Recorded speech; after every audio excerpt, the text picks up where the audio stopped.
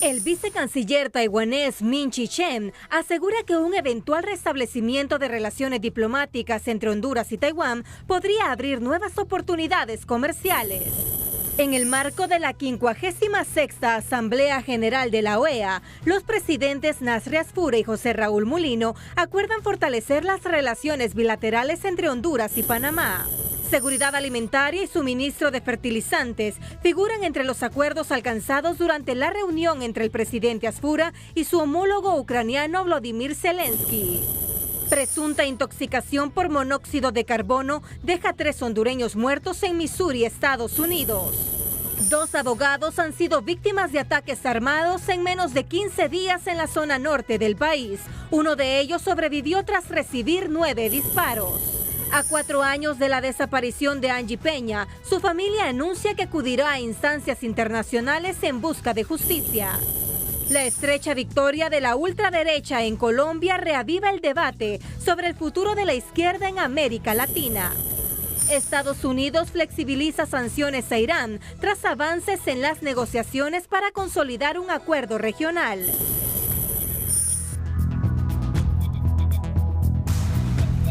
Este es su noticiero TN5 Estelar con Renato Álvarez y Luz Madrid.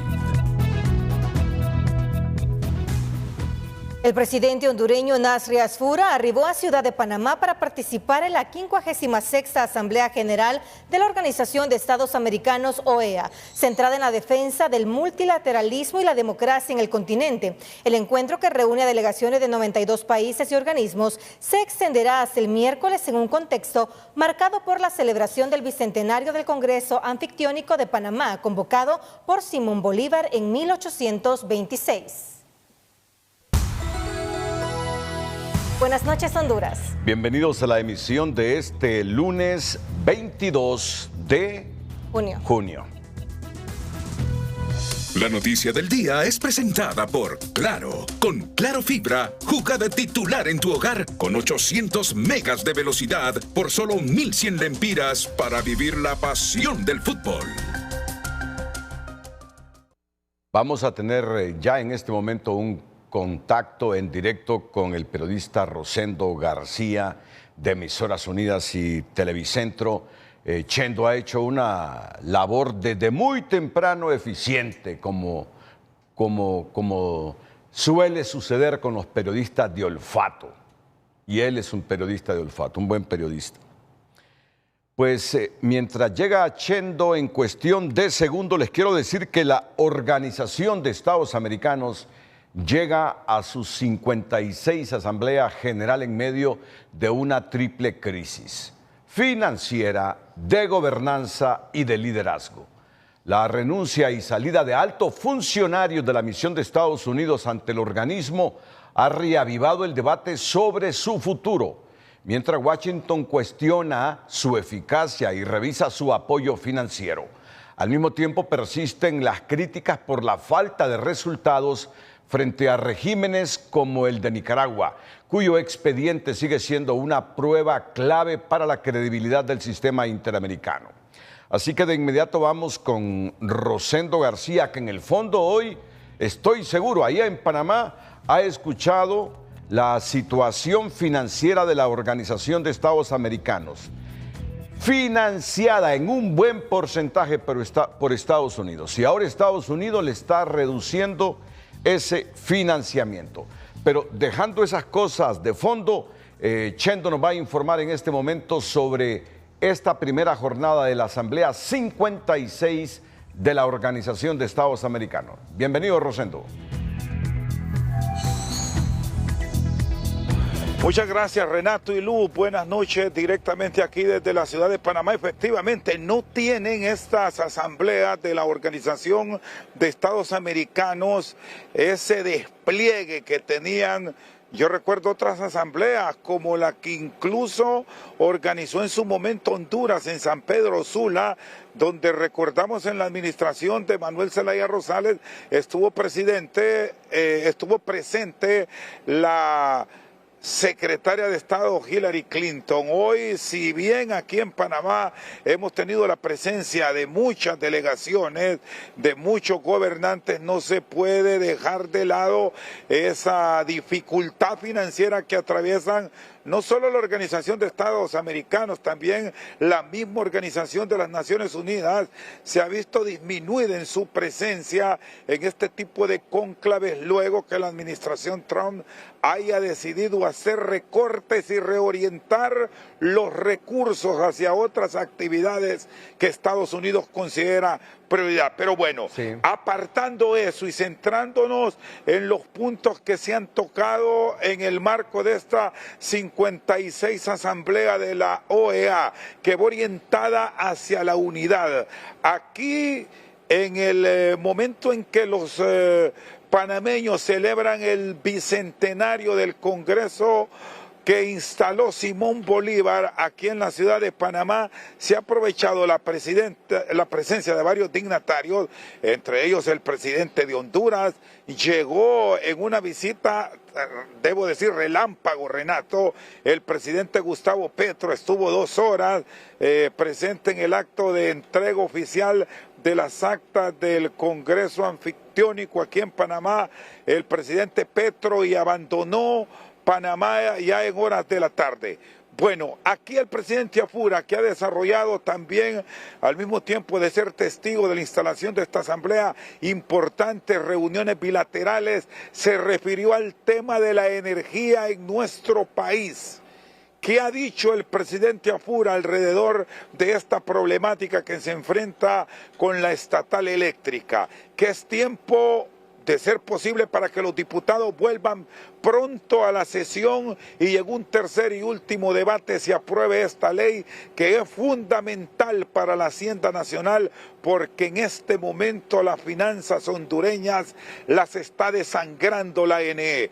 Vamos a escuchar esto que tenía como referencia hace algunos instantes en el tema de la ANE el presidente Afura al concluir la instalación de esta 56ª Asamblea de la OEA. Le pedí a todos los diputados la semana pasada, específicamente el lunes 15 de junio, antes de salir de Honduras, que me apoyaran con la ley. Vamos a darle respuesta a Honduras. Honduras se está realmente desangrando con la Empresa Nacional de Energía Eléctrica. Debemos de cambiarla, debemos de aceptar ese reto. Por eso necesitamos mejor salud, educación, infraestructura. Y yo le pido a los diputados que tengan esa confianza, que estamos tomando las mejores decisiones y con valentía para poder enfrentar el problema que tanto nos agobia. No puede seguir así.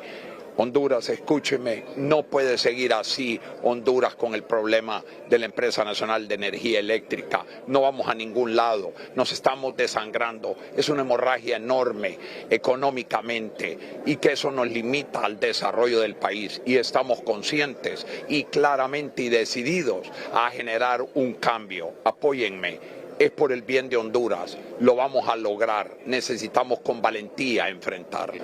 La ANE es de los hondureños, la ANE es un patrimonio que la tenemos que ordenar. Es correcto, tenemos que ordenarle, de ninguna manera, ni siquiera se me cruza esa palabra por la cabeza. Lo que yo quiero decirles es que debemos de hacerlo con un sentido de responsabilidad, si no, no vamos a salir adelante. Y por eso digo, Honduras, escúcheme, no podemos seguir así, tenemos que tomar las decisiones claras y fuertes, que no nos pueden gustar o que las vamos a ver muy difíciles, sí, pero va a llegar un momento de que vamos a lograr una estabilidad, y estoy seguro que si todos ponemos nuestra parte, todos los que estamos involucrados en el problema, vamos a lograr que Honduras salga adelante.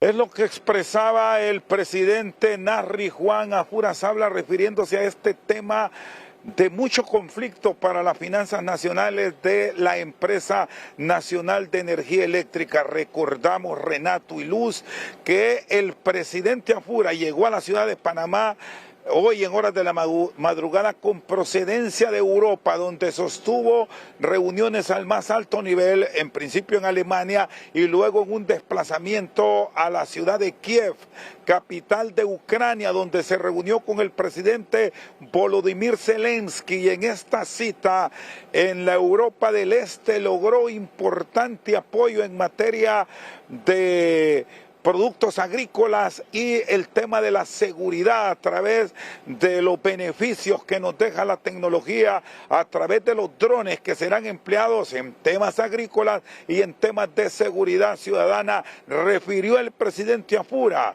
con relación a su visita al presidente Zelensky. Esto es lo que nos decía.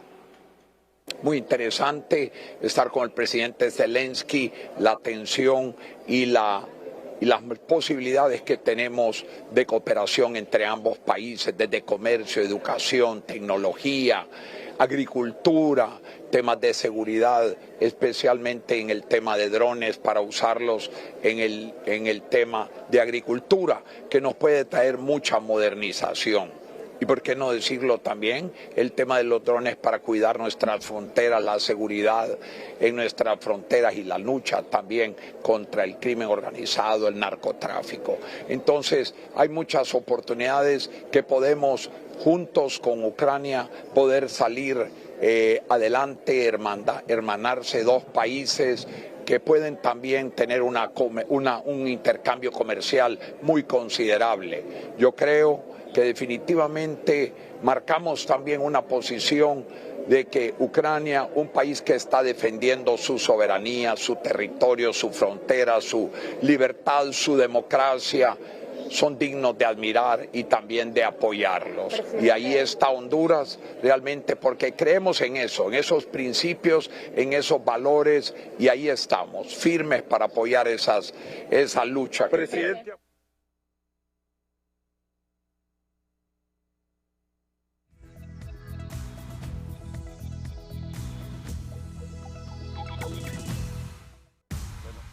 Chendo, seguramente hubo alguna interrupción con la línea que tenemos para que Chendo interactúe con nosotros. Vamos a verificar porque todavía falta la presentación de otra cita muy importante en el marco de esta 56ª Asamblea General de la Organización de Estados Americanos y esta última respuesta del presidente Afura tiene que ver con las elecciones en Colombia, donde ganó el candidato de la derecha. La producción me dice si hemos recuperado ese audio interno con Rosendo García para pasarle de inmediato. Necesito la respuesta, todavía no. Bueno,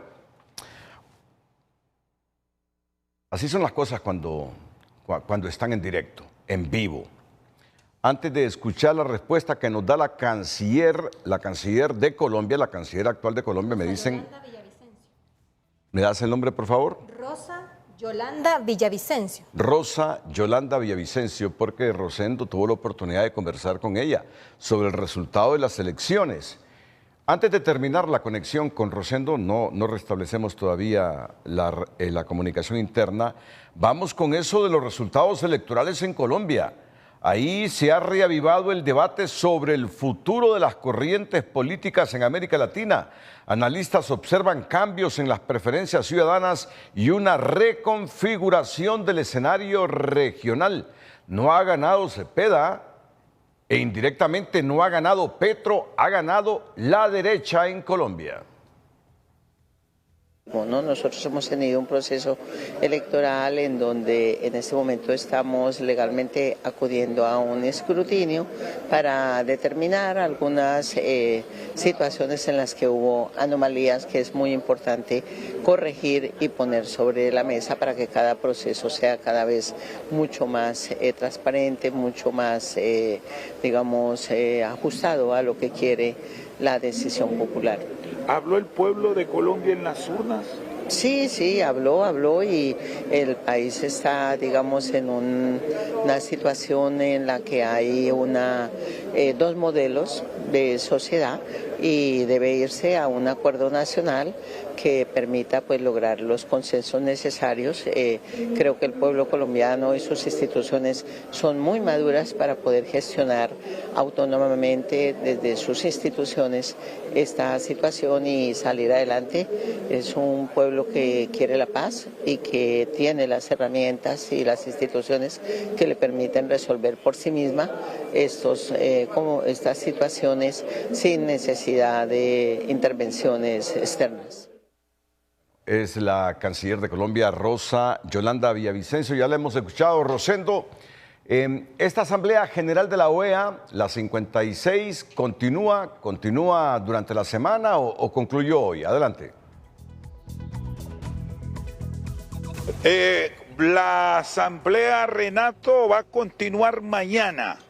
Son las sesiones plenarias que van a continuar el miércoles también, que es cuando se cierra esta Asamblea de la Organización de Estados Americanos, instalada en esta ocasión en la ciudad de Panamá, en el marco de los 200 años de la instalación del Congreso que presidió Simón Bolívar en tiempos que teníamos la Gran Colombia en América del Sur, que la conformaban territorios que hoy pertenece a Ecuador, a Colombia y Venezuela y parte de Panamá, y recordamos las Provincias Unidas de Centroamérica, el sueño de Morazán en Centroamérica.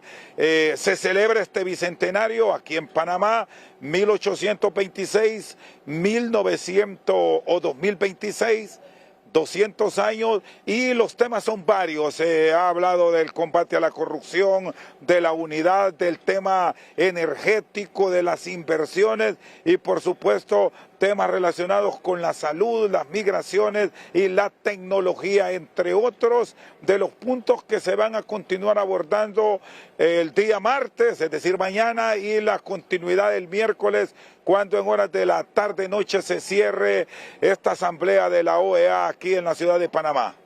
¿Retornó Narria Fura hoy a Honduras, Rosendo? Correcto, en el vuelo comercial de una de las aerolíneas con bandera panameña, en la madrugada de este martes estará ya en suelo hondureño. Muy bien, muy bien. Muchas gracias, Rosendo.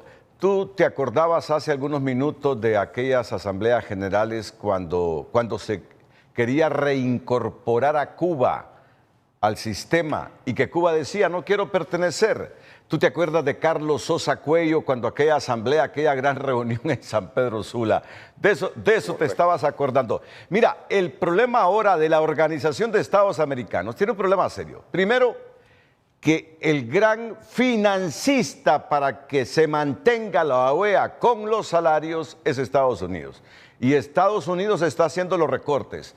Así como es Trump, como es Banks, como es Marco Rubio, ellos creen que un grupo de islas del Caribe son las que tienen el control político de la Organización de Estados Americanos. Y ellos quieren, y fíjate bien lo que quiere Trump, que ya no prevalezca tanto el asunto de los derechos humanos en la Organización de Estados Americanos, sino que la OEA sea un instrumento regional para promocionar la economía, para dinamizar la economía, para que estos pueblos generen riqueza y disminuir la pobreza en que viven. No, los tiempos de atrás son diferentes, Chendo. Aquello de la guerra este-oeste, rusos, gringos, esos tiempos ya han terminado. Esos tiempos ya han terminado. Ahora son otros asuntos los que priman y prevalecen en las grandes potencias del mundo, China, Rusia, Estados Unidos. Por eso es que tú ves cómo la beligerancia de la OEA ha decaído, más asuntos de corrupción interna. Y ahí los norteamericanos dicen corrupción, un grupo de países del Caribe controlan las decisiones macros de la OEA. Y esto más, han dicho, Ortega y Rosario Murillo, a la OEA no le importa cómo violan los derechos humanos. Ese es el pensamiento que tienen los estadounidenses, por eso reducen el financiamiento y de ahí la crisis económica que está atravesando la Organización de Estados Americanos. Has hecho un buen trabajo, Rosendo. Creo que vas a estar hasta que concluya la asamblea, así que continúa así. Buenas noches. Buenas noches, Renato, un fuerte abrazo, que estén bien.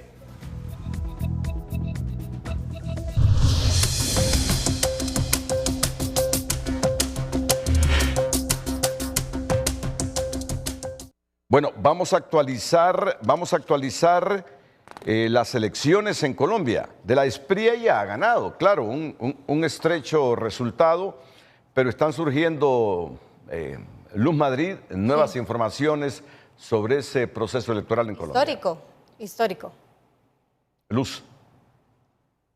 Así es, los resultados electorales en Colombia reavivan el debate sobre el futuro de las corrientes políticas en América Latina. Analistas observan cambios en las preferencias ciudadanas y una reconfiguración del escenario regional. La victoria de la derecha en Colombia confirma el desgaste de los gobiernos de izquierda y el creciente apoyo a propuestas más radicales, impulsadas por el descontento ciudadano ante los problemas, sobre todo económicos y de seguridad, opinan los expertos. Ya el ciclo de la izquierda en Latinoamérica está cerrando su etapa. Ya los gobiernos de izquierda asumieron el poder, no hicieron los grandes cambios que sugirieron hacer y la gente está volviendo a sus cauces naturales. Eso no sugiere de que la derecha otra vez se va a quedar décadas. Durante años la llamada marea roja permitió el ascenso de gobiernos progresistas que pintaron de un solo color gran parte de la región, pero la inflación, la inseguridad, la corrupción y las promesas incumplidas provocaron su caída y se llevaron de encuentro a los que querían mantenerse en el centro. Lo que me parece a mí no es un fracaso absoluto de la izquierda. Más bien lo que yo miro en América Latina es un desaparecimiento de los centros. El centro derecha, que la socialdemocracia. Con este resultado la izquierda queda débil pero no desaparece. Mantiene una importante base electoral en países como Perú y Colombia, con una elección cerrada muy lejos del tercer lugar que obtuvo Libertad y Refundación aquí en Honduras. La izquierda queda fuerte en Colombia. Y en el caso de Honduras no, porque en el caso de Honduras la izquierda pasó a tener de 50 y pico % en la elección anterior a un 19%. Entonces, se vio el resurgimiento de un partido que había caído, Partido Liberal. Para este analista político, el desgaste de los gobiernos progresistas es evidente, pero es mucho más significativo en estos resultados electorales la presencia visible o invisible del actual presidente de los Estados Unidos, Donald Trump. ¿Por qué el péndulo político latinoamericano se está moviendo hacia la derecha? La explicación es simple, muy sencilla: el efecto Trump. La gran interrogante para América Latina es si esta tendencia hacia los extremos será temporal o marcará una nueva etapa política en la región, mientras la derecha gana terreno en varios países y la izquierda intenta reorganizarse. El centro parece cada vez más debilitado y en algunos países ya desapareció. En poco tiempo el mapa de Latinoamérica podría pintarse casi en su totalidad de azul si no fallan las proyecciones y la izquierda pierde las elecciones, tanto en México como en Brasil. Ulises Aguirre, Telenoticias. Pero antes le informamos que Cantarrana se convirtió este fin de semana en el epicentro del automovilismo regional con la celebración del primer campeonato centroamericano de kartismo FIA ASN Series, que reunió a pilotos y autoridades de varios países de la región. Adrenalina pura en Cantarranas. Este fin de semana, Francisco Morazán se convirtió en la capital del motor con el primer campeonato centroamericano de kartismo FIA ASN Series. Evento único en su tipo que reunió a más de 50 pilotos de Honduras, Guatemala, Panamá, El Salvador y Belice, bajo la organización de la Federación Internacional de Automovilismo, la Asociación Hondureña de Automovilismo Deportivo y la Fundación Televicentro. Con la convicción que pronto vamos a ver uno de estos muchachos compitiendo en Fórmula 4, Fórmula 3, Fórmula 2 y Fórmula 1. Muchas felicidades a sus padres que los motivan, que los incentivan para que formen parte de este maravilloso deporte. Sebastián Pastor, representante de la Federación Internacional de Automovilismo, destacó que el objetivo es desarrollar el deporte desde la base, promoviendo además la seguridad vial y la movilidad sostenible para salvar vidas. Ustedes saben que tienen el compromiso invariable de la FIA para seguir promoviendo el deporte motor, para seguir promoviendo la movilidad segura y la seguridad vial en el país. Figuras como el alcalde Juan Diego Zelaya y diplomáticos de Israel, Japón y Alemania fueron los encargados de marcar el final de las carreras con la bandera a cuadros. En declaraciones para el periodista José Miguel Álvarez de Telenoticias en Asunción, Paraguay, el vicecanciller de Taiwán ha sido enfático en que la relación de Honduras con la República Popular China no ha dado los resultados esperados para el país, por lo que continúan a la espera que Nasri Asfura cumpla con su promesa de campaña de restablecer los vínculos, pues elegir a China sería abrir la puerta a la explotación de los recursos hondureños. China parece estar utilizando más amenazas que incentivos para sostener su relación con Honduras, cuestiona el vicecanciller taiwanés, quien advierte que ya existen naciones interesadas en que se restablezcan las relaciones entre ambos países. Lo más probable es que esté utilizando más amenazas que incentivos, porque no tiene la capacidad para incentivar como antes, sino que utiliza más la amenaza. Y nuestro deseo es que podamos colaborar con el gobierno de Honduras para juntos podamos enfrentar y resolver estas amenazas. De hecho, hay muchos países que están viendo la posibilidad de un restablecimiento de relaciones diplomáticas entre Taiwán y Honduras con un visto muy positivo.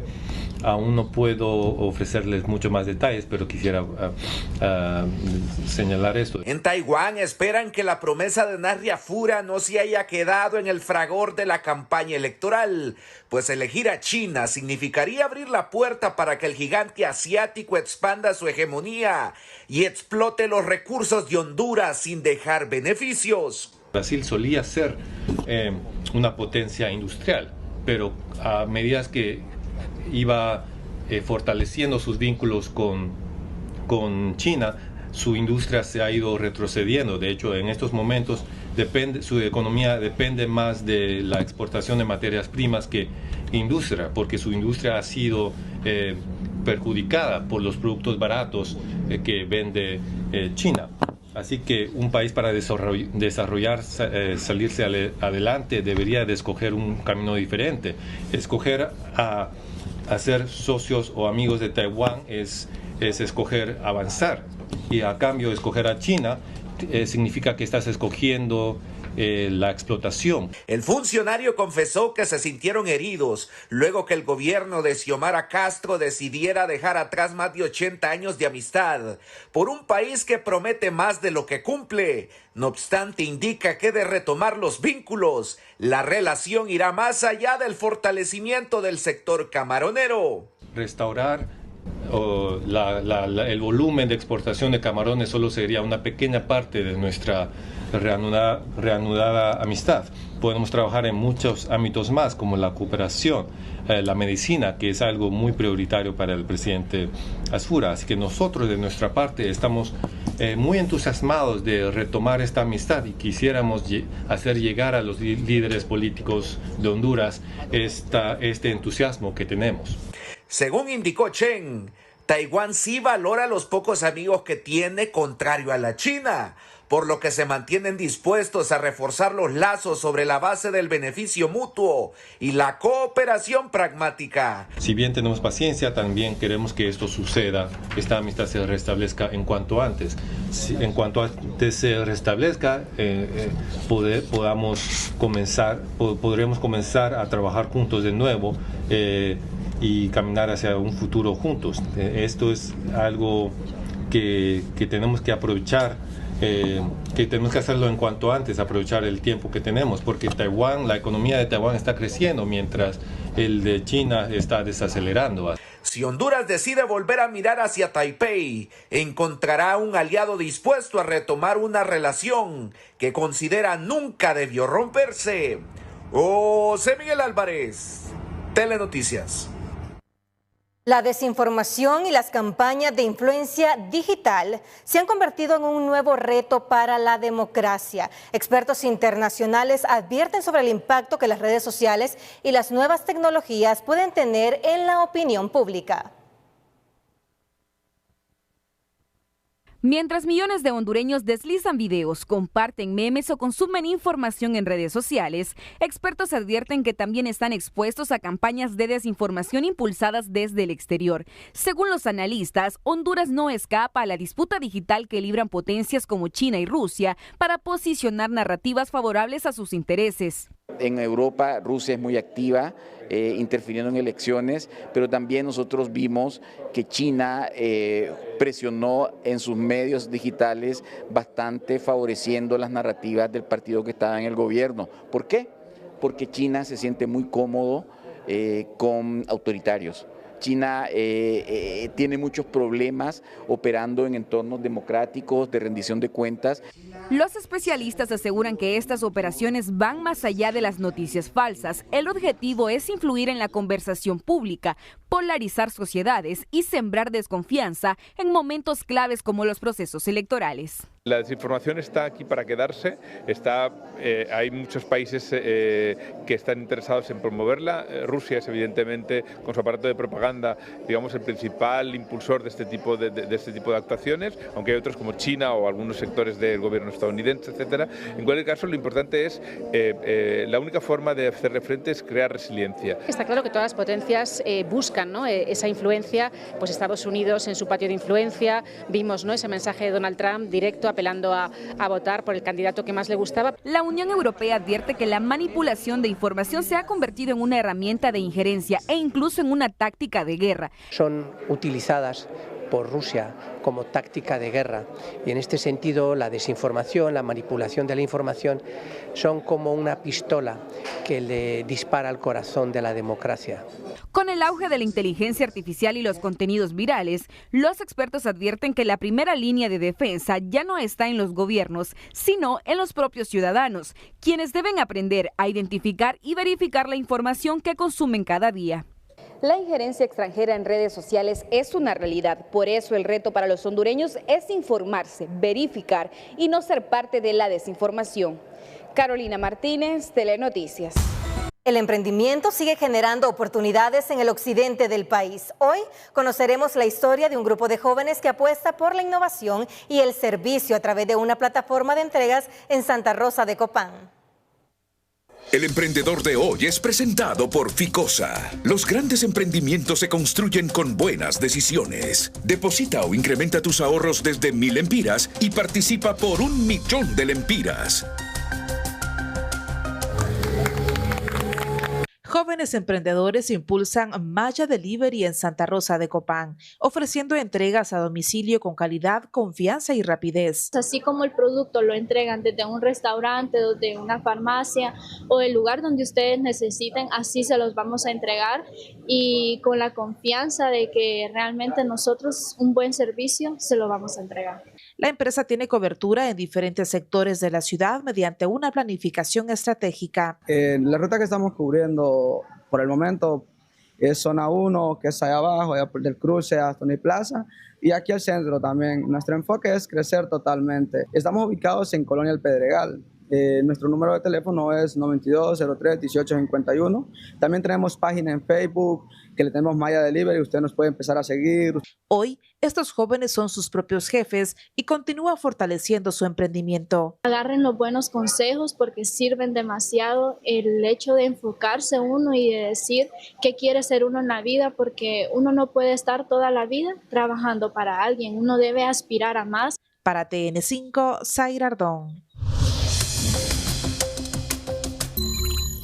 Más de 5.300 casos de gusano barrenador han sido reportados desde el inicio de la emergencia sanitaria, afectando principalmente al ganado bovino en diferentes regiones del país, según el Servicio Nacional de Sanidad e Inocuidad Agroalimentaria, SENASA. La plaga representa una amenaza para el sector ganadero, ya que provoca disminución de la productividad de leche y carne. Ante el avance de la enfermedad, las autoridades insisten en la importancia de revisar constantemente el ganado, tratar oportunamente las heridas y reportar cualquier caso sospechoso para evitar mayores pérdidas económicas en el sector. También representa un riesgo para la salud, ya que se registran 191 casos en humanos a nivel nacional. Tras confirmar el primer caso de influenza aviar en una granja comercial de Santa Bárbara, el Servicio Nacional de Sanidad e Inocuidad Agroalimentaria, SENASA, informó que fueron sacrificadas alrededor de 32,000 aves como parte de las medidas de contención para evitar la propagación de la enfermedad. En este establecimiento, inmediatamente que se notificó, pues se puso en cuarentena el establecimiento, se hizo despoblación de la granja, al igual también se hizo un proceso de limpieza, sanitización y todo, pues un protocolo que actualmente continúa, que va a estar cuarentenado el establecimiento. ¿Cuántas aves tenías? 32,000 aves que se despoblaron en ese establecimiento. El funcionario aseguró que el brote está bajo control y que el consumo de pollo y huevos sigue siendo seguro. Además, garantizó que el abastecimiento nacional está garantizado, ya que activaron los protocolos de vigilancia y dio seguridad en todas las granjas avícolas del país. Además, recomienda a la población reportar a SENASA si nota síntomas en sus gallinas, como dificultad para respirar, caminar o mortalidad repentina, a los teléfonos 2232-6213 o al WhatsApp 8855-0488. La confirmación del primer caso de influenza aviar en una granja comercial mantiene en alerta al sector avícola. El desafío ahora es contener el brote y evitar que afecte la producción, el abastecimiento y los precios de productos básicos para los hondureños. Economía Hoy es presentada por Banrural. ¿Tu negocio quiere crecer? Con Crece Pyme Banrural, impulsa tu éxito.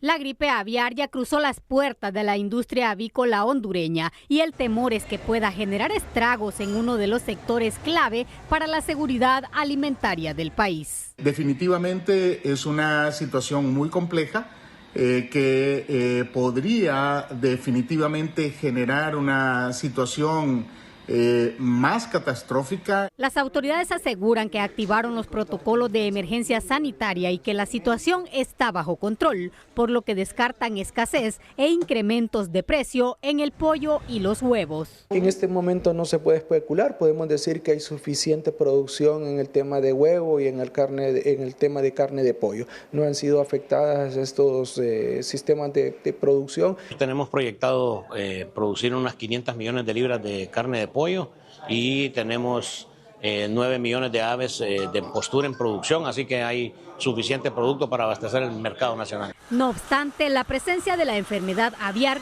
representa un elevado riesgo para el país. La experiencia de Estados Unidos es el principal referente, ya que la influenza aviar, registrada entre 2022 y 2023, obligó el sacrificio de más de 160 millones de aves y disparó el precio de los huevos a niveles históricos, un efecto que se extendió hasta Honduras, elevando el cartón de huevos de 70 a 150 lempiras. Por ello, el impacto podría trasladarse a la economía, la producción y el bolsillo de los consumidores. Los hondureños dependemos muchísimo tanto de los huevos como de la carne de pollo. Y no solamente eso, es un elemento clave, es uno de los alimentos más importantes en la dieta y en la economía nacional. Incluso el país podría perder su certificación sanitaria para exportar productos avícolas. Si la enfermedad avanza, sí, se pone en riesgo, por eso es lo importante implementar las medidas en este momento para evitar que la enfermedad se propague. Las autoridades reiteran que aunque la influenza aviar puede transmitirse a humanos en casos de contacto directo con aves infectadas, no existe riesgo por consumir pollo y huevos debidamente cocinados. Frenar la propagación de la gripe aviar es clave para garantizar el abastecimiento de pollo y huevos y evitar que los los hondureños sigan enfrentando más alzas en el costo de su alimentación. Sara Carranza, Telenoticias.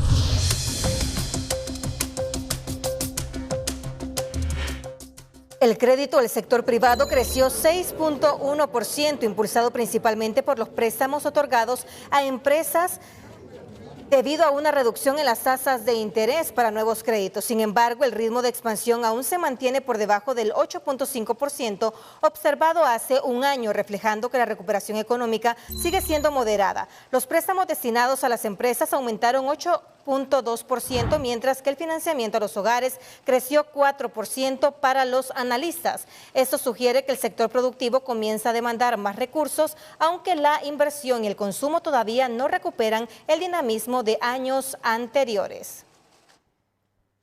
La nueva maquinaria adquirida por el Estado para distribuirla en las 298 municipalidades estará sujeta a estrictos controles para garantizar su uso adecuado. Expertos consideran que la veeduría ciudadana será fundamental para asegurar transparencia y evitar el deterioro de estos recursos.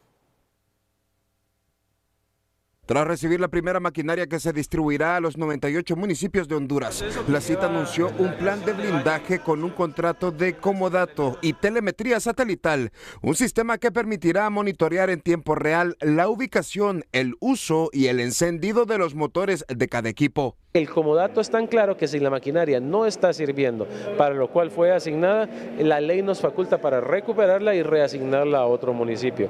Así estamos cubiertos todos, alcalde y la secretaría. Estas medidas se implementan para asegurar que la maquinaria que llega a su destino sea utilizada correctamente por las municipalidades y cumplan con la tarea de desarrollo local.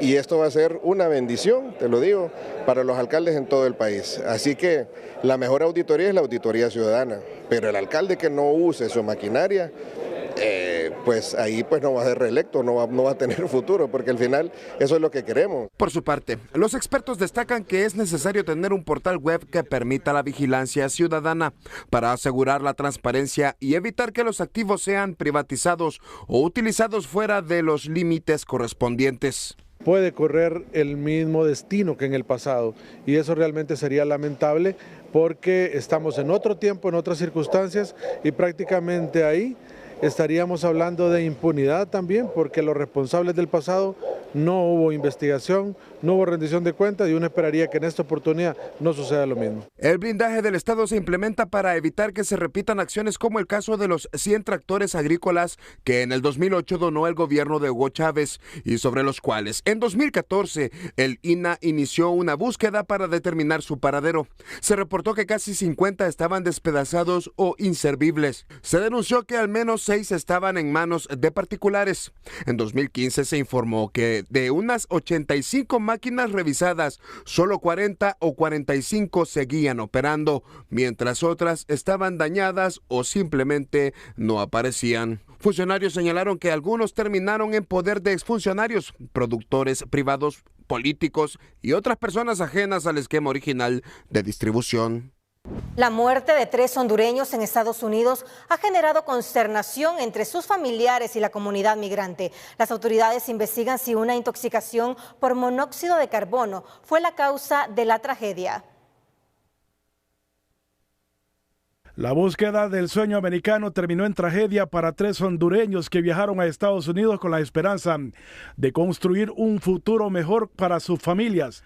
Los compatriotas fallecieron en el estado de Missouri, donde trabajaban en labores de construcción. Según información preliminar, los 3 habrían muerto por intoxicación con monóxido de carbono mientras dormían. Las autoridades investigan si un vehículo quedó encendido provocando la acumulación del gas letal dentro del inmueble. No contamos con el suficiente caudal económico para poder costear los gastos de repatriación de estos muchachos y estamos solicitando a los agentes de Cancillería ayudas. Las víctimas fueron identificadas como Roberto Carlos Rodríguez Salazar, de 27 años, originario de la aldea Ojo de Agua, en Yuscarán, El Paraíso. Marlon Danilo Lalín Morales, de 32 años, originario de Santa Fe, Colón. y Leslie Jeana Castillo Valencia, de 18 años, originaria de San Pedro Sula Cortés. Con esta última hemos establecido contacto con la madre, quien nos ha manifestado que esta menor va a ser enterrada en Estados Unidos, ya que la señora vive en Houston, Texas. Con los otros dos estamos contactando a los familiares y les hacemos un llamado para que se puedan acercar a nuestras oficinas si el deseo de ellos es traerlos hasta Honduras. Por ahora el fallecimiento de los 3 hondureños junto al de un ciudadano mexicano y un guatemalteco continúan bajo investigación por parte de las autoridades estadounidenses. Pues suena a veces hasta difícil de entender de que 5 personas no pueden percatarse de que un vehículo esté encendido. El monóxido de carbono es conocido como el asesino silencioso porque no tiene olor, color ni sabor. Cuando una persona duerme en un lugar donde este gas se acumula, puede inhalarlo sin darse cuenta. A medida que el monóxido de carbono desplaza el oxígeno en la sangre, provoca somnolencia, pérdida de conciencia y en casos graves como la muerte. Según las autoridades de la Cancillería hondureña, en este primer semestre del 2026, más de 260 cuerpos de hondureños fallecidos en los Estados Unidos han sido repatriados. Mario Landa, Telenoticias. Y en este momento el periodista de TN5 Estelar, Vicente Turcios, acaba de recibir esta primicia informativa desde el Poder Judicial. Amparo de Romeo Vázquez pasa al Pleno tras respaldo mayoritario en Sala Constitucional. El expediente de amparo interpuesto a favor del general Romeo Vázquez fue remitido este lunes a la Secretaría General de la Corte Suprema de Justicia para que sea conocido por el Pleno de Magistrados como establece la ley sobre justicia constitucional. Así lo confirmó la presidenta de la Sala de lo Constitucional. La remisión se produce luego de que el proyecto de sentencia que propone otorgar el amparo alcanzara 4 de las 5 firmas de los magistrados que integran esa sala. El proyecto alternativo que planteaba no concederlo recibió únicamente un voto. Corresponderá ahora al presidente del Poder Judicial, Wagner Vallecillo, convocar al Pleno de Magistrados, instancia que deberá adoptar la decisión final sobre esta acción constitucional. Y piden hasta 33 años para exagentes de la DIPANCO. El Ministerio Público pidió penas de hasta 33 años de prisión para 11 exagentes de la DIPANCO declarados culpables por falsificación de documentos públicos, robo continuado, tratos crueles e inhumanos, privación ilegal de la libertad, allanamiento y falso testimonio. En la individualización de pena, la Fiscalía pidió la sanción mínima por cada delito en concurso real, petición a la que se adhieron las defensas. Así, los acusados enfrentarían penas que oscilan entre 12 años y 4 meses y 33 años de cárcel. La lectura de sentencia será el próximo lunes 29 de junio a las 2 de la tarde.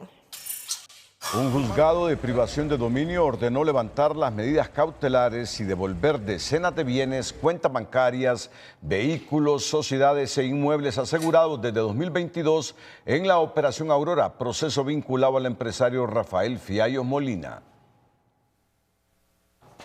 Ordenó de forma inmediata la devolución de los bienes asegurados a la familia Fiallos, Pedro Joel Fiallos, Rafael Fiallos y Ronnie Caballero. Sí, porque habían sociedades mercantiles, inversiones CAFIA, el daño moral a un empresario reconocido, don Pedro Fiallos, una persona honorable del occidente de nuestro país, y le mancharon su nombre, y ahorita él justificó junto con su familia la legalidad, la procedencia lícita de todos sus bienes.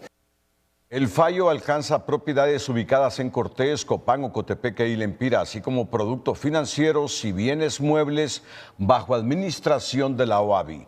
La devolución pone fin a las medidas de aseguramiento que pesaban sobre este patrimonio desde hace más de 4 años. Familiares de Angie Peña, desaparecida en enero de 2022 en Roatán, Islas de la Bahía, cuestionaron este lunes la actuación de las autoridades en la investigación del caso. Durante una conferencia de prensa, aseguraron que las autoridades desaprovecharon los primeros momentos de la investigación, a pesar de los señalamientos que, según ellos, apuntaban a una presunta red identificada como Delta Team. Nos hemos sentido como burlados porque pienso que desde el día 1 ella pudo haber sido rescatada, porque pienso que siempre se supo desde el día 1 qué había pasado con ellos, pero era una red que nadie quería tocar, los Delta Team, que estaba conformada por jueces, fiscales, policías y me imagino que empresarios. Entonces nadie los quería tocar y era más fácil un accidente y hasta ahí quedaba. Las declaraciones reflejan la creciente desconfianza de la familia hacia las instituciones encargadas del caso. Mientras tanto, el paradero de Angie Peña continúa sin ser esclarecido y sus parientes insisten en que el Estado debe agotar todos los recursos necesarios para determinar qué ocurrió con la joven. Han pasado más de 4 años desde la desaparición de Angie Peña en Roatán y la incertidumbre sigue siendo la misma.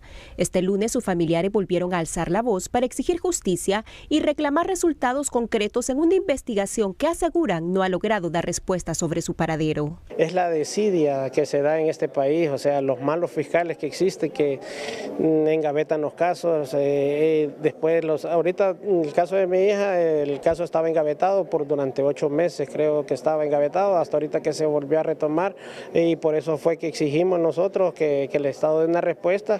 Representantes legales de la familia cuestionan la falta de avances en el caso y sostienen que el Estado y las instituciones encargadas de investigar han fallado en su obligación de esclarecer los hechos.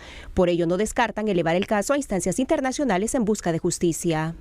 Nosotros creemos de que si es necesario, dada la situación, instar a instancias internacionales, vamos a hacerlo con el solo propósito de que Angie Peña regrese a su casa con su familia. Acudir a cortes internacionales se ha convertido en una opción para muchas familias hondureñas que no encuentran respuestas en caso de desapariciones y muertes violentas. Según esta activista, cuando se pierde la confianza en la capacidad del sistema de justicia para investigar y sancionar, los mecanismos internacionales terminan siendo la última alternativa. Nos da cuenta de ese rezago institucional, de la indiferencia, de la falta de compromiso, del desconocimiento o simplemente también del proteger aquí a los que son agresores, a los que son secuestradores, a los que son femicidas, no lo podemos decir de otra manera. Alvarado asegura que la impunidad marca los casos de violencia contra las mujeres. Entre el 2019 y 2025 se registraron 2.278 femicidios. Sin embargo, solo 150 fueron judicializados y apenas 67 obtuvieron una sentencia condenatoria. La impunidad no solo deja casos sin resolver, también empuja a muchas familias a buscar justicia más allá de las fronteras nacionales. El reto para el Estado hondureño sigue siendo fortalecer sus instituciones para que las respuestas lleguen en el país y no en los tribunales internacionales. Gabriela Lobo, Telenoticias. La incertidumbre continúa marcando la vida de la familia de Yorleni Alas. A casi 2 meses de su desaparición, sus seres queridos mantienen la esperanza de obtener respuestas y de conocer si el cuerpo encontrado recientemente en Puerto Cortés corresponde a la joven. Familiares de la joven Yorleni Alas se apostaron hoy a las afueras de la morgue de medicina forense. El reclamo es directo y urgente. Exigen agilizar los análisis para confirmar o descartar si el cadáver encontrado en Puerto Cortés es el de ella. La incertidumbre ya es insoportable, lo dice su padre. Sí, por eso que venimos a poner el plantón aquí, por el que no tenemos respuesta del ADN de la niña. Y por otra parte, pidiéndole al gobierno que por favor, no es para afectarlo a él, sino es para que los ayude a nosotros.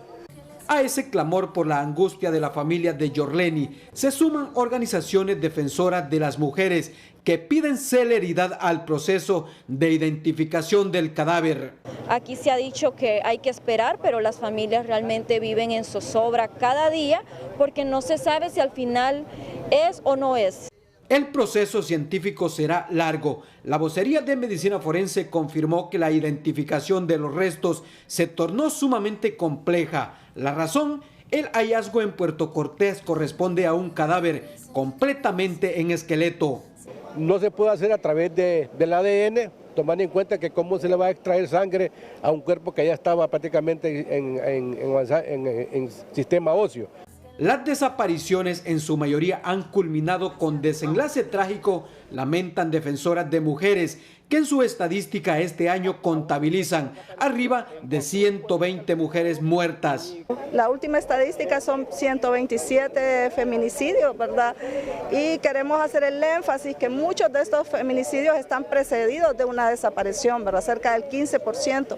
Las muestras ya se encuentran en el laboratorio, según el Ministerio Público. Es cuestión de tiempo para conocer si se trata de la joven que desapareció hace más de 40 días en Puerto Cortés. Orly Martínez, Telenoticias. Al menos 600 denuncias por violencia doméstica e intrafamiliar contra hombres agresores se han registrado en lo que va del año en el Valle de Sula, según autoridades policiales. Las fuerzas de seguridad indican que la mayoría de los casos ocurre durante los fines de semana, periodo en el que se incrementan los conflictos dentro de los hogares. Solo durante ese fin de semana las autoridades reportaron la captura de 15 hombres denunciados por agresiones contra mujeres. Hemos tomado en consideración que los reportes donde se mantiene mayores incidencias son los fines de semana, los días viernes, sábado, domingo. Esto lo tenemos la medición debido que hay bastante ingesta de bebidas alcohólicas, entonces esto a veces trae producto de que se genere pleitos en los hogares, asimismo inician las discusiones y inicia el ciclo de la violencia doméstica, asimismo también intrafamiliar. La mayoría de las denuncias por violencia doméstica e intrafamiliar se registran durante los fines de semana. Solo en los últimos días se ejecutaron 15 capturas de hombres señalados por ese tipo de delitos. Un nuevo caso de violencia contra la mujer sacude al país. Las circunstancias del crimen y las declaraciones del sospechoso reabren el debate sobre la violencia intrafamiliar y los conflictos que continúan cobrando vidas en los hogares hondureños. Y usted sabe que cuando el diablo le mete la cabeza a uno... Es la fría justificación de Julio Gómez, de 59 años, quien confesó frente a las cámaras el crimen por el que fue capturado en Zonaguera, Colón, tras supuestamente quitarle la vida a su esposa con un garrote luego de una discusión originada por la revisión de un teléfono celular. Estamos en una situación bien crítica y lo más difícil es que no hay quien... Lo único que queda para mí cuando yo hablo de esto es que ustedes lo mencionen. Pero no hay una institución que haga eso. Además, explica que estas escenas reflejan la destrucción de los hogares, el deterioro del sentido de familia y el agravamiento de problemas que parecen no tener solución. Para el psicólogo Rafael Mejía, este fenómeno representa un verdadero colapso social. Estas personas, al mostrar este nivel de frialdad, de conciencia de lo que hicieron, los vuelve sociópatas. Es el trastorno de sociopatía de la personalidad, personas que no se arrepienten de los hechos. Lo más peligroso es que en muchos casos los hijos menores de edad están viviendo escenas de sangre, dolor y trauma dentro de sus propios hogares. El lugar donde debería educarse con el ejemplo se está convirtiendo en un escenario de miedo y heridas emocionales que marcarán sus vidas para siempre. De nada sirve que les enseñemos valores a nuestros hijos e hijas cuando como padres y madres de familia no estamos aplicándolos y creemos que gritar, golpear, agredir, lesionar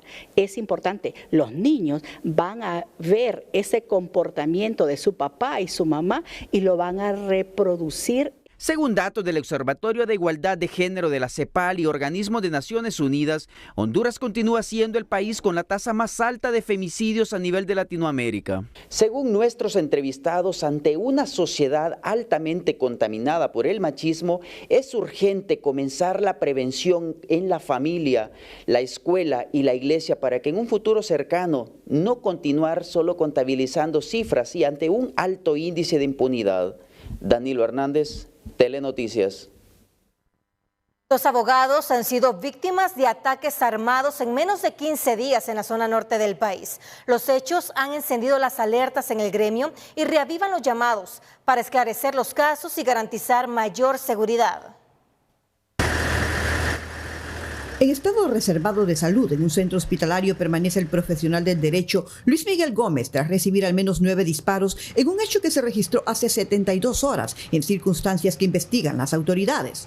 Las investigaciones están muy avanzadas, ya que tenemos una fuente técnica ahí en el lugar también. de los temas de cámaras de seguridad privada que están en la zona, y pues estamos haciendo las diligencias que competen para poder generar una captura lo más pronto posible. El atentado contra Gómez surge a menos de 15 días de que un hombre intentó ultimar al notario Marlon Rodríguez en el Progreso Lloro, pero el arma le falló. Esta situación, según dirigentes del Colegio de Abogados, es condenable y dicen que tomarán las acciones pertinentes, ya que en ninguno de los dos casos se reportan capturas. Y aunque indican que en el gremio se están reportando problemas internos, hay otros aspectos que se deben de tomar en cuenta. El problema que tenemos, recordemos acá, es que la violencia en el país ha incrementado, y no solo en el ámbito de los profesionales del derecho, sino que en diferentes sectores. Y es aquí donde nosotros tenemos que hacer ese llamado al gobierno para que las autoridades policiales puedan tener ese respaldo, porque la policía necesita también esa protección y esa garantía de poderle dar los resultados a la ciudadanía. Aunque en los recientes casos los abogados sobrevivieron, no ocurrió lo mismo el pasado mes de febrero, cuando fue asesinado el profesional del derecho René Altamirano en San Pedro Sula y otros 3 abogados en distintos municipios del país en lo que va del año. Y esperemos que existan algún tipo de resultado, porque esto implica que el hecho de que se lleven a buen término las investigaciones son disuasivos para evitar que más profesionales sean atentados en su integridad física. En los últimos 4 años, en el Comisionado Nacional de los Derechos Humanos se han interpuesto más de 170 denuncias de profesionales del derecho en riesgo. Incluso varios se han desplazado a otros lugares, mientras desde el 2004 se reporta la muerte violenta de al menos 220 profesionales del derecho. A 3 años de la tragedia en la Penitenciaría Nacional Femenina de Adaptación Social PENFAS, que cobró la vida de 46 mujeres privadas de libertad, el Comisionado Nacional de los Derechos Humanos exigió al Estado hondureño garantizar verdad, justicia, reparación integral y medidas que eviten la repetición de hechos similares. A través de un comunicado, el CONADE reconoció los avances en la investigación y judicialización del caso, pero insistió en la necesidad de esclarecer completamente lo sucedido y determinar a los autores intelectuales del hecho. Además, exhortó a las autoridades a fortalecer el sistema penitenciario y a impulsar acciones efectivas de reparación para las víctimas y sus familiares. A partir del 1 de agosto, las autoridades de salud implementarán el nuevo Sistema Nacional de Vacunación, una plataforma digital que eliminará los viejos archivos de papel y permitirá monitorear las dosis en tiempo real. Con esta modernización, el historial de cada hondureño quedará registrado en una base de datos electrónica accesible.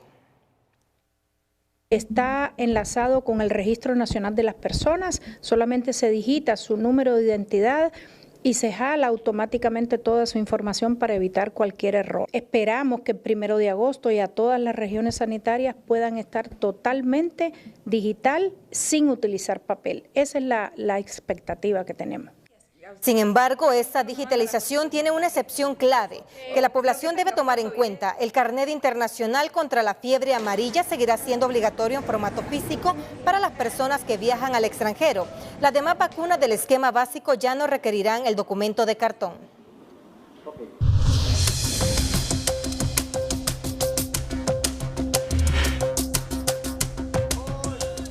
Personal de salud del Hospital Leonardo Martínez, que fueron reintegrados tras una orden judicial el año anterior a sus labores, se manifestaron en reclamo por el pago de salarios atrasados de entre 6 a 10 meses, además de demandar que se les otorguen los acuerdos de las plazas que les prometieron, ya que la mayoría trabajó durante la pandemia del COVID-19. Nosotros tenemos una sentencia de un juez de la cual dictamina que nosotros somos reintegro a la institución y no han cumplido. Acá hay personas que tienen 6, 10 meses que no les han pagado. ¿Cómo puede sobrevivir una persona con 6, 10 meses? Tienen niños que mandar a la escuela, tienen que pagar combustible para venir acá a la institución. Estos obreros de la salud esperan que se les resuelva su situación. Además, indican que pese a la protesta, no se interrumpen las atenciones a los pacientes. A continuación, las condiciones climáticas con César Quintanilla.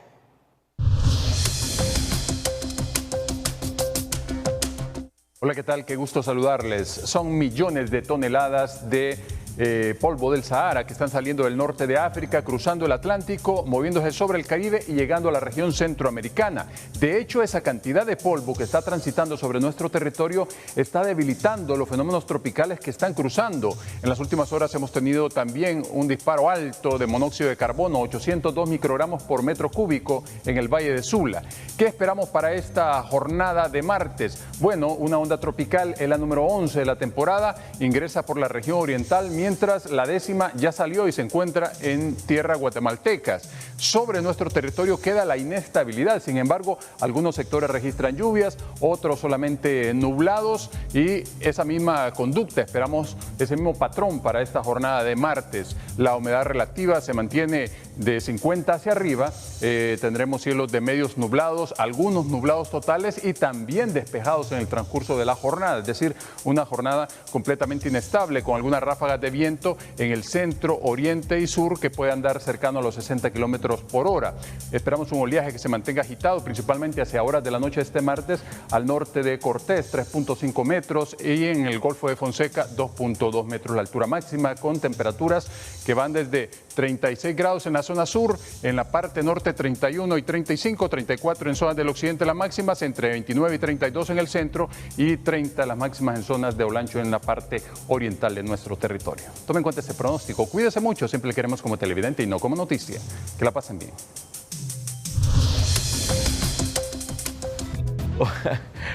Me da risa de Lucecita que dice que ella no le para al fútbol nunca, solo cuando hay mundiales, dice. Claro, hay que unirse a la fiesta, a tendencia. Termina el mundial y ella no quiere saber de nada. fútbol, pero en los mundiales le gustan las historias que surgen. Claro, como el de Bociña.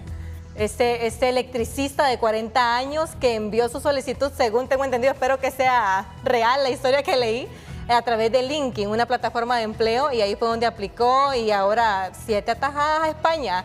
Los campeones de la Eurocopa Pero no pudieron con él. ¿Es portero de qué selección? Creo que de Cabo Verde, si no me equivoco. Cabo Verde. Y que la mamá no le dieron visa, que ahora llegó hasta está, después. Ya está presente la mamá. Muy bien. Lo lograron. Aunque no te guste el fútbol, estás bien informada. El fútbol tiene esa Me historia que agrada inspira. que cuando hablas de mundiales, porque es tu agrado los mundiales, lo hagas bien. Excelente, Lucecita, excelente. Bueno, llegamos al final del noticiero. A continuación, las 5 de TN5. Las 5 de TN5 son presentadas por Hospital Clínica y Óptica Santa Lucía. Invierte tu 14avo. Este junio, compra aros SL con lente graduado y recibe otro aro gratis. El vicecanciller taiwanés Min Chi-chen asegura que un eventual restablecimiento de relaciones diplomáticas entre Honduras y Taiwán podría abrir nuevas oportunidades comerciales. En el marco de la 56 Asamblea General de la OEA, los presidentes Nasri Adfura y José Raúl Mulino acuerdan fortalecer las relaciones bilaterales entre Honduras y Panamá.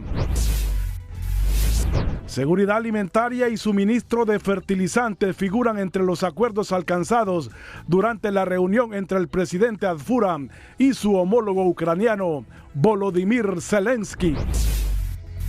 Presunta intoxicación por monóxido de carbono deja 3 hondureños muertos en Missouri, Estados Unidos. La estrecha victoria de la ultraderecha en Colombia reaviva el debate sobre el futuro de la izquierda en América Latina.